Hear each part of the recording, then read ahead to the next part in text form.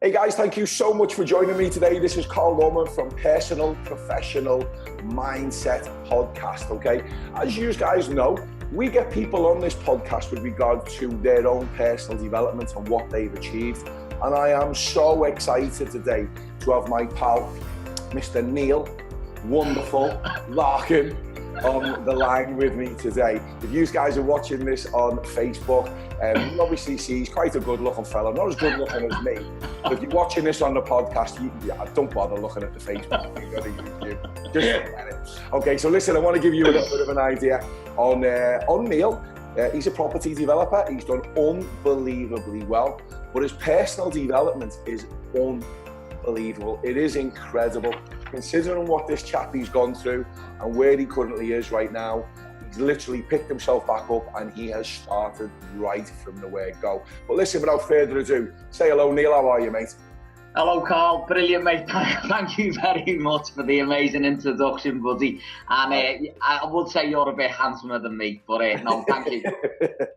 My absolute pleasure. So, Neil, listen, we obviously met round about 6 months ago. And it was a chance meeting. You cocked everything up, but I don't know if we should go into that story. Well, we were meeting somewhere. Neil had got the dates wrong, and we ended up sitting off in Liverpool in the Titanic Hotel, having a great old chat, putting the worlds to right. I think I cried once or twice. He probably had a little bit of a sob. I'll tell you what, honestly, you wouldn't think we were into personal development. We were both sitting there like a pair of whinges going, oh my God. But the thing gone out for me though, Neil, to be honest with you that day, was the fact that how resilient that you were and considering what you were going through at the time. So just do me a favour, just for the next few minutes, just share your story of one, how you got involved in property, and I will lead and obviously go through a few more little questions, a little bit more probing, and then we'll take the interview a little bit further. So tell us how you first and foremost got involved in property, please. Okay, thanks again, Carl. Back in 2010, after reading Rich Dad Poor Dad, a book by Robert Kiyosaki explaining how the rich get rich, buying assets and residual passive income, and using property as a wealth building vehicle, I then started on going to seminars, set up a property investment company on the 23rd of August 2010. With very little money, very little knowledge, but a willingness and a wherewithal to achieve massive success.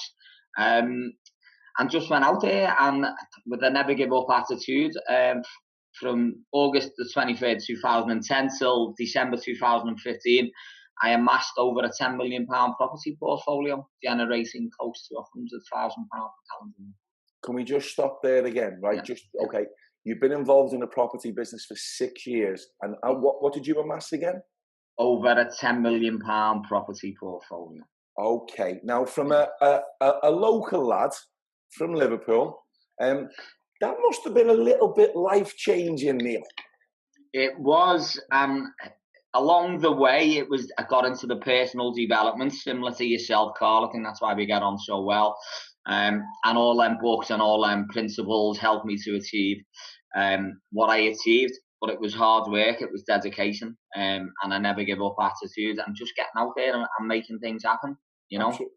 Incredible. So take me back to, like, you know, when you first decided that you wanted to start on this journey, because I know that you went to a seminar, you were absolutely super pumped up. That sort of got you fired up with regards to where it is that you wanted to be. How did it move forward? And it must have moved pretty quickly. I mean, 6 years to amass that type of money. So what actually happened? Give us a little bit of a timeline of that meeting and then where you went from there. Okay, after reading the book by Robert Kiyosaki, Rich Dad Poor Dad, up until then, I'd never read a book, but I'd always wanted to create wealth, but I didn't know the how.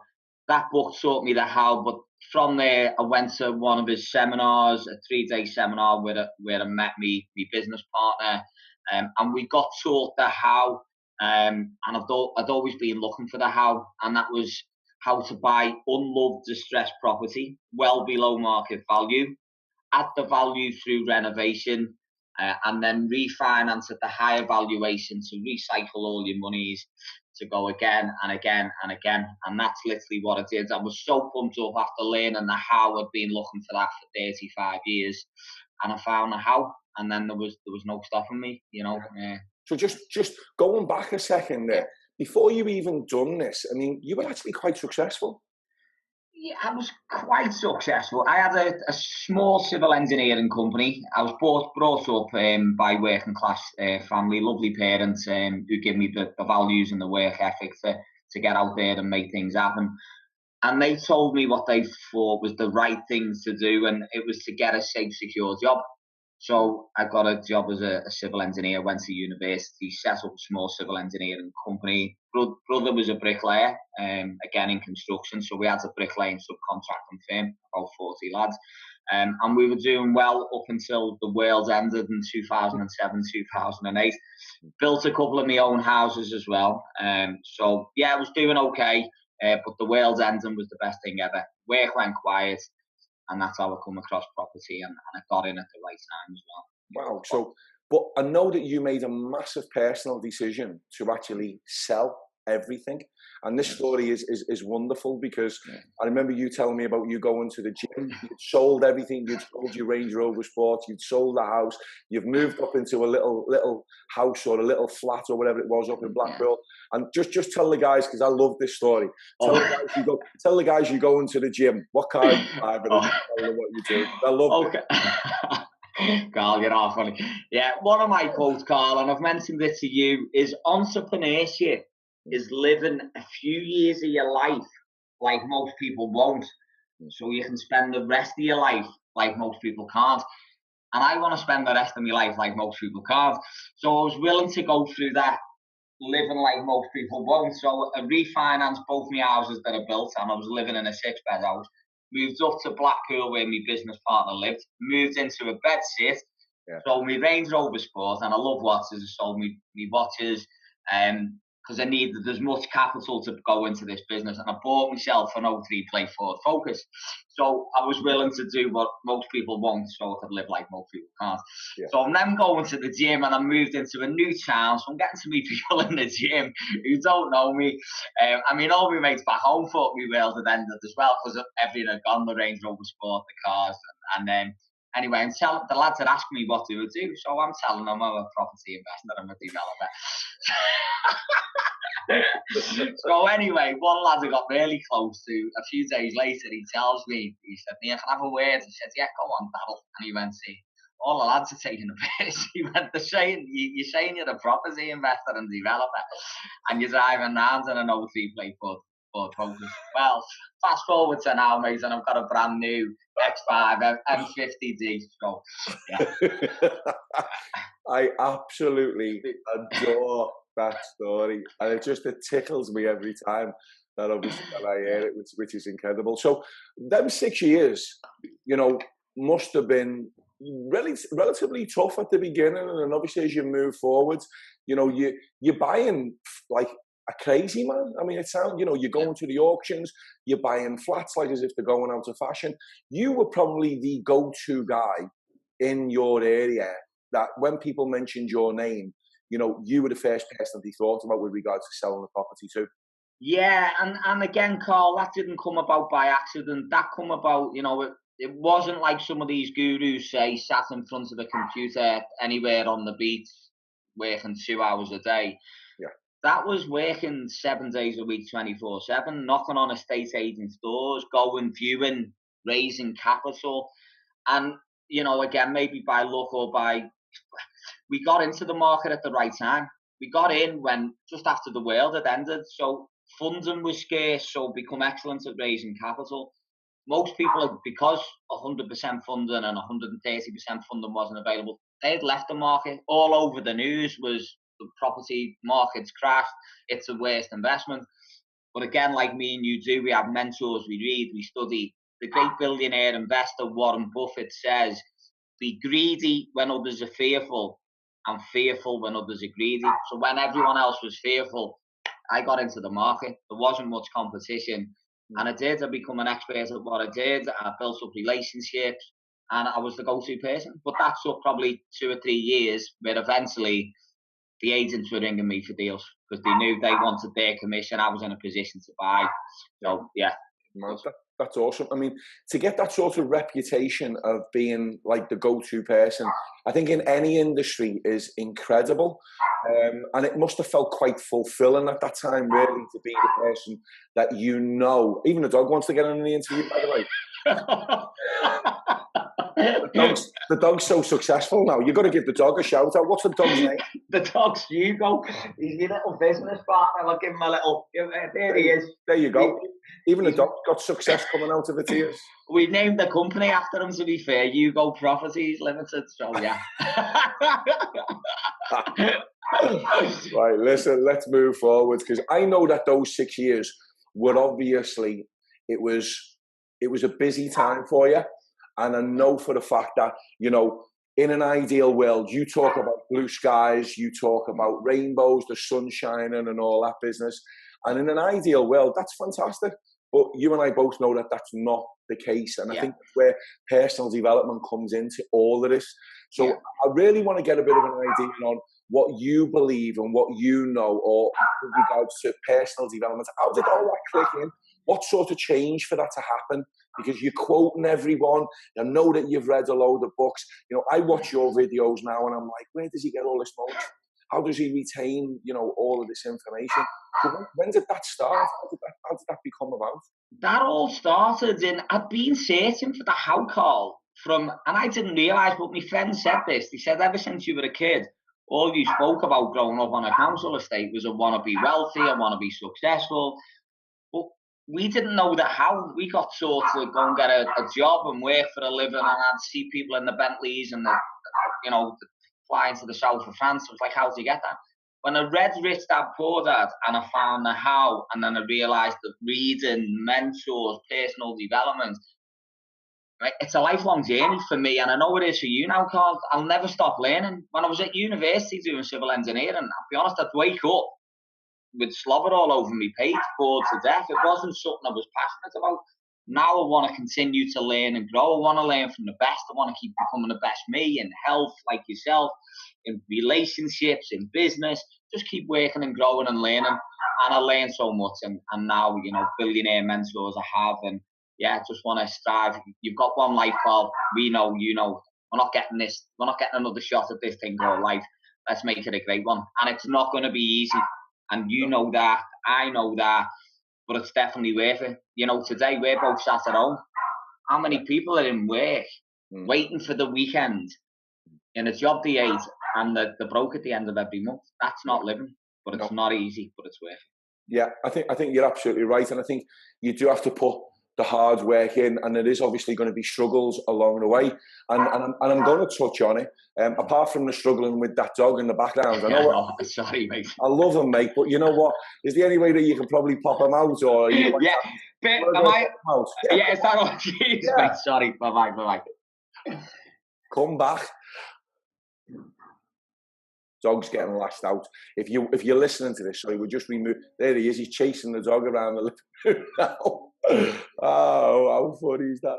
I love it when I'm interviewing people and there's things on the background. That one that was on not so long ago where the kids had ran in and the fella was doing an interview on Sky TV. That was absolutely incredible. God love him. He got vilified, didn't he? But listen, we'll have Neil back very, very shortly. I'm sure that he'll join us and we'll carry on back on the conversation. There he is now. Sorry, yeah. It's okay. It's okay. That wasn't actually little Hugo. We've got a little Lulu as well. Hugo was quiet as a mouse. It was Luby Lou. So apologies there, guys. Okay. We'll let you go. I was just talking to myself anyway. You'll watch that when you watch it back again. I was just telling jokes. Neil's taking no notice of it. Okay, so listen, I've got to bring it up because you know the bottom line is at the end of the day, we know that when we do interviews, and you've obviously seen my interviews before, I like it to be a little bit raw. I like it to be, you know, sort of real life. And real life is that shit's gonna happen at times, and shit massively happens in your life with regards to your business. Would you mind just taking us through that? Because I know right now what you do is that you teach the other people on not to make the mistakes that we obviously make. But experience is great, so just do me a favour. Talk us through what happens, okay? Yeah, bang on, mate. No, and I want to talk about it, and that's, Carl, that's where me and you were real. Yeah. If success was easy, Everyone will be driving around in a Rolls Royce or on a private jet and a yacht. It's not easy. It's definitely worth it. It's exciting. It's fun. And you've got to make them mistakes to learn from them. As long as you own them and you learn from them, that's one step. Yeah, the more you've got to fail your way to success. Now, it's not nice and a bit of an ego thing as well. But I know it's part of the process, and it's the universe testing you. How bad do you want it? And I want it bad. And at the end of the day, I did lose a few properties, and I'll go into it, but I didn't lose my legs. I still got my health. I still got my family.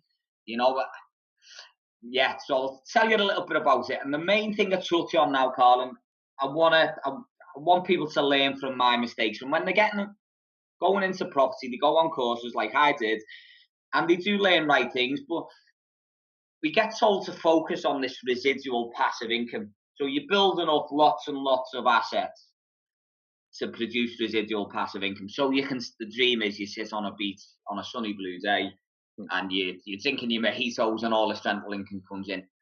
The reality is, to get that residual income up, you're buying lots and lots and lots of property. You're actually creating another job, a lot of headaches, tenants not paying, voids, maintenance, not all it's cracked up to be. Now, what I've learned and the mistakes I made, I was never liquid enough. I focused on the metaphor the people, the so-called experts use.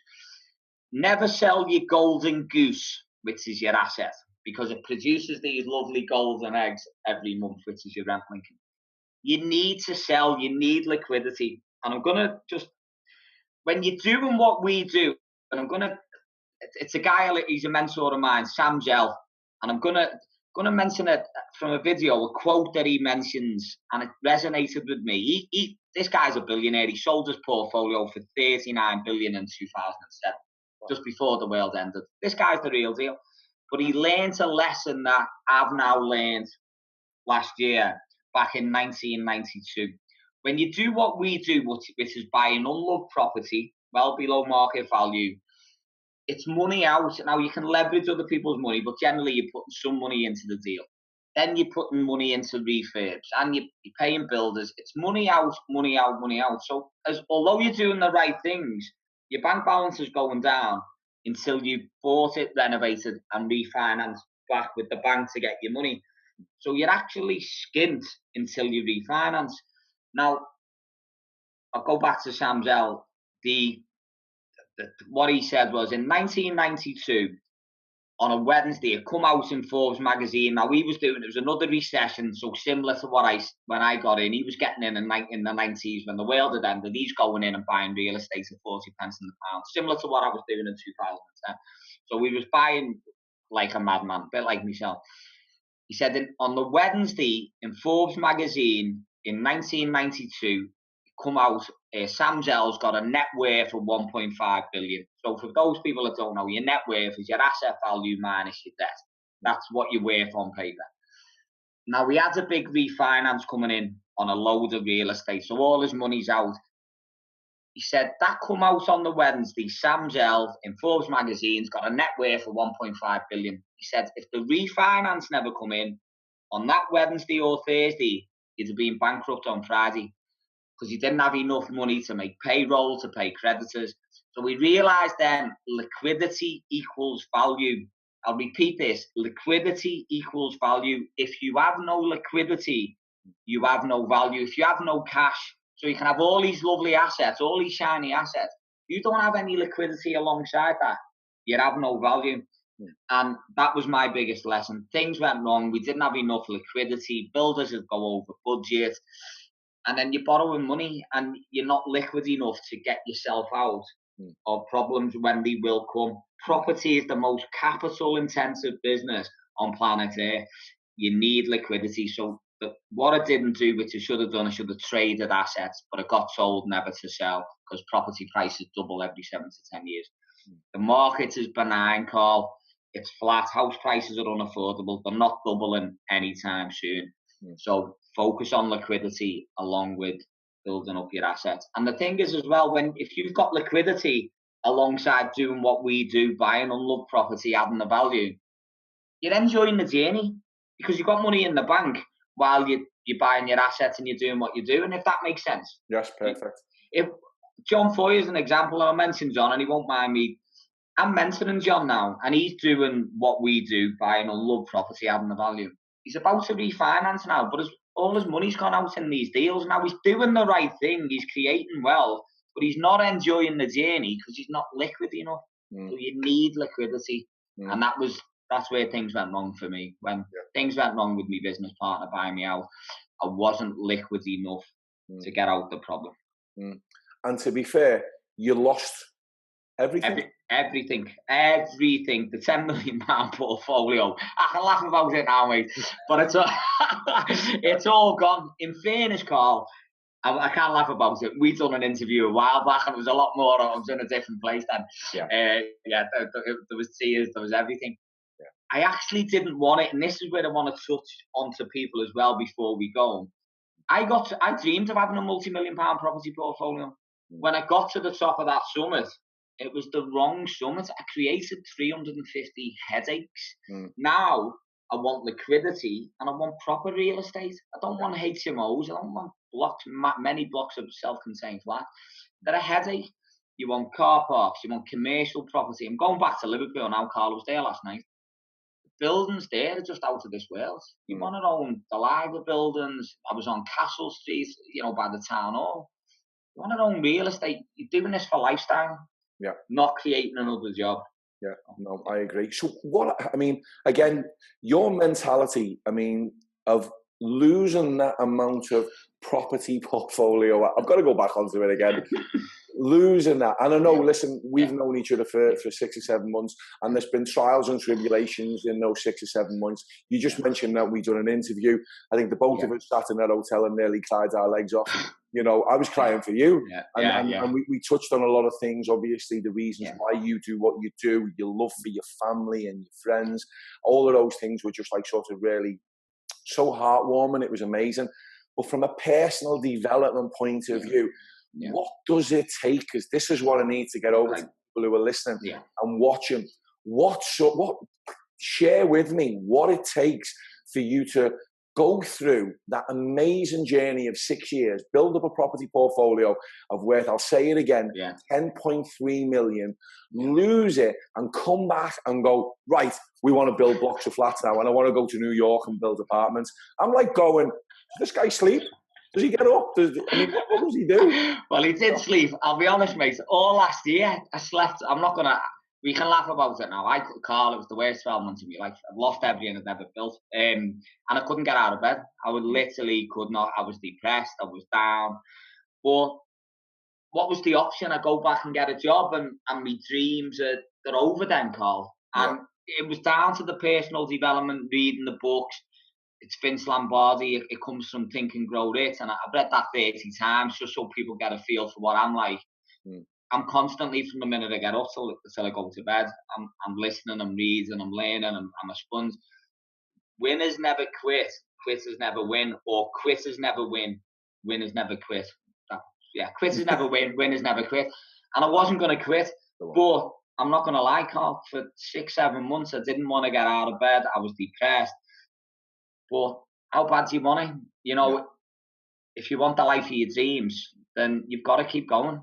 Yeah. And it was the personal development, the books, and I want it bad. And as I mentioned, I've lost everything. £10 million portfolio. As Renee said, to try and make me feel better, my girlfriend, I didn't want it anyway, to be fair. What I did want is the buyout from my business partner, but I'll go again. I've still got all my contacts, all my knowledge. And through adversity, Carl, always comes a seed of positivity. I got introduced to 2 gentlemen who went bankrupt in the financial crisis, 2007, 2008, again through my network. And I only went to see them for advice on if I might potentially go bankrupt, and it's still a possibility. I'm not yet. Anyway, I've gone to meet Andrew and Jim separately, 2 different people, both gone bankrupt, both massively wealthy again now. And they're backing me 100% on funding, on development deals, and back in the game, mate. So do you think it's that resilience of just, I mean, obviously people go through that period of like you said, not being able to get up every morning, feeling down, feeling depressed. And something's got to hit you. There's got to be something in you, I believe, that there's like a switch that flicks and just goes, hang on, what am I doing? We'd had a lot of conversations and you were reconfirming the fact that, you know what, I haven't lost my legs. There was a lot of things that have happened this year, bombings-wise. People have obviously been killed, injured, they've lost their families. And we were just trying to reconfirm that again. We were talking about that, obviously conversations over the phone, in person, we were meeting each other.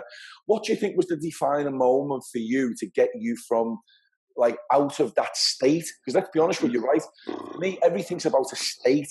Yeah. You're in a state, and that state that you were in was a state of, my God, I'm feeling a little bit sorry for myself here because of everything that's gone on. Wow, poor me, I've lost this, I've lost that. And no matter what was going on around us, let's be honest with you, like, we're focused on us. Yeah. Like, the world's ended on us. Forget that someone's just, you know, lost a limb or whatever. I mean, you know, we feel really bad.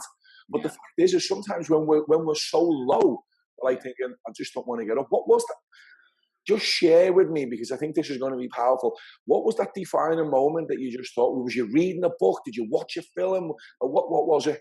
I know what it was, actually. And as well as being my biggest why, Carl, and you know, my mum's my biggest why, it was actually, Carl, I was driving home, I was still getting myself out to play a bit of football. And as you know, I love football. And I was driving home and it was on Talk Sport on the radio. I was just pulling into the driveway. And it mentions about a young lad in Formula 4. I think he was only 17 or 18. And he'd had a crash. And he had lost his legs. And I'm literally pulling up into the driveway.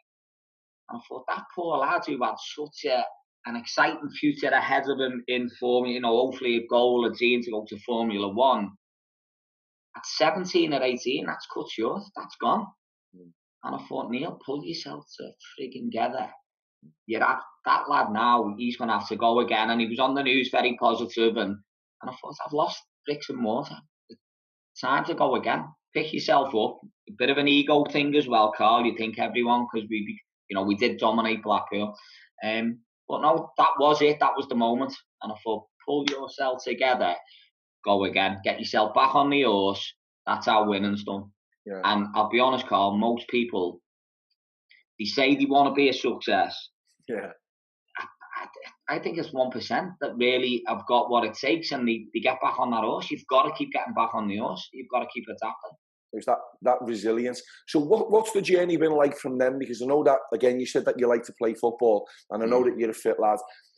Does physical fitness play part of that? And obviously nutrition and stuff like that. Is that a big part of your life right now? Yeah, that's a big part, Carl. And we need to do stuff on that, by the way. But yeah, you've got to, you touched on it, state. You've got to be in the right state, which all comes with exercise, the right nutrition, listening to the audio, reading the books, positivity. Yeah, it's all, for me, it's all wrapped as, it's one thing. You've got to get every aspect of your life right. There's no way you're going to take on the world and go to the top. If you're sluggish, you're tired, you're not sleeping, you're not eating well, you're not exercising. It's all part of the success journey for me. Yeah, it's all linked. And this is something that I believe when clients come to me and say, you know what, I mean, obviously I've been involved in sports, nutrition, weight loss industry and coaching industry for the last 32 years. When clients come to me and say, you know what, I want to achieve weight loss, and I'll say, okay, first thing, obviously, we need to look at, the most important part is obviously your diet. But then we look at several other options. Obviously, you know, well, what is your lifestyle like? So, I mean, all of those things play, you know, a massive part in the success of what it is that you want to achieve. So just very briefly talk us through where you currently are right now and what the future looks like for Mr. Neil Superstar Larkin. Okay. I'll tell you about what I'm doing personally, and then what I'm doing mentally as well for clients. But I'll talk you through one deal, Carl, and it's close to just being sealed. I've got probably 6 deals on the go, land deals, land agreed, purchase to develop out.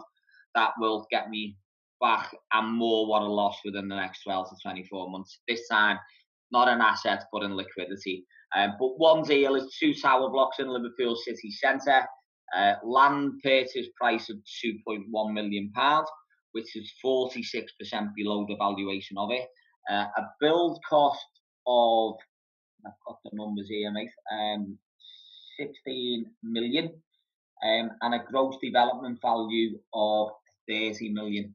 So the best part of £10 million in that car. It'll be a 24-month project, 2 tower blocks, a total of the 208 units, and some commercial property at the bottom in Liverpool city centre. And that's going to get me one step closer to my big dream of going to New York, as you know, to leave a legacy and be great, and to build an iconic building for my great-great-grandkids to look at. And other than that, I'm mentoring people and teaching them, literally learning from my shit ton of mistakes, tapping into my power team, my funders. Don't just want to teach people a how-to. Most people out there are teaching people a how-to, and it's the wrong how-to, by the way. I'm teaching them the right things to do, introducing them to me funders. I mean, this week alone, Carl, I've had a young client. He's put no money into the deal. We just bought a little terrace property off a motivated seller. We're doing nothing other than putting it into next month's auction, and we'll make north of 25k gross profit split. Couple of clients, Tina and Tony Walsh and Ryan Jones, have just exchanged today on blocks of flats. I've got another client completing on a block of flats on Monday. Another client will complete next door, probably the week after. So mentoring, I'm also getting my clients involved in some of my smaller new build development projects. They're coming on as directors of the special purpose vehicle, which is a limited company for that development. So they're literally shadowing me. Carl, like you, I want to change lives, and I want them to get the right results. So yeah, loads on, buzzing again, mate, back on the horse, and life's good. Fantastic. I know that you've got a seminar coming up as well, Neil. I was really lucky. You invited me onto the last one to host it with you, which was awesome. Thoroughly enjoyed that one. Obviously, this one I can't because I'm going to Vegas. But this sounds really exciting. If it's anything like the last one that you did, what can people expect from this? And obviously, when is it? Yeah, the event is, thanks, Carl. The event is next Saturday, the 29th of July. It's at Blackpool. It's at the De Vere Hotel, Heron's Reach in Stanley Park. So that's Saturday, 29th of July, full day, 9 till 5. And it's literally, it's me telling my story. It's going to be in an environment where there's loads of questions and answers. You know, there's a lot of knowledge here, Carl. A lot on failure, as we discussed. Yeah. A lot on raising capital. A lot on selling. You know, when in business, Carl, and when I say selling, I mean selling yourself to raise capital. It's going to be example of deals, but literally it'll be you sat around me, you can touch me, you can feel me, you can ask me as many questions as you want. As you know, like the last event, Carl, there's nothing's held back. It's literally the information I've got there. There's a lot of information there. So yeah, full day of massive content, more than you'll get anywhere else. Saturday, the 29th of July, the Vere Hotel, Heron's Reach, Blackpool. Brilliant. How can people get hold of you, Neil? Have you got, I don't want you to give your number out, but I mean, I'm just thinking through Facebook or an email address or whatever. Yeah, I'll give me email address, but Facebook's a good one as well. Neil Larkin. There's a picture of me and my friend John Foy with the ballsy head, similar to yourself, Carl. Sorry, I'm going to put something to you here. Cheers, mate. I deserve that. And yeah, email address is Neil, Neil. .Larkin, Larkin at outlook.com. Neil.Larkin at outlook.com. Absolutely awesome. Neil, I've got so much out of this today, and hopefully that the people who are either listening to this on a podcast or watching this on Facebook or obviously on YouTube will appreciate the time and effort that you've given to me today. It's been a tough one because we've been trying to do this now for the last few weeks. And with one thing, you know, that obviously you being away and me being just crazy busy, obviously in the UK, it's been really difficult. So I just want to thank you for taking the time out and doing this today. You've been an absolutely awesome guest. I can't wait for us to meet up again and probably chat. It'll probably be after the States. Yeah. Good luck with everything with regards to the seminar next week. I know that it's going to be absolutely brilliant. If it's only half as good as the seminar that we done, you know, not so long ago, I know that it's going to be great, because I think the most important thing that people will take away from this is that knowledge is power. It really, really is. And obviously your network is your net worth, and your network is just it's just off the scale. So Neil Larkin, listen, thank you so much for being with me today. I massively appreciate it. Stay on the line for me and we'll just finish off just in a second. But for everyone that's watching today, hopefully that you've enjoyed that as much as I have. Guys, absolutely pleasure to have you on board. Take care, Neil, and I look forward to catching you soon. Thank you, Carl. Cheers, mate. Really appreciate it.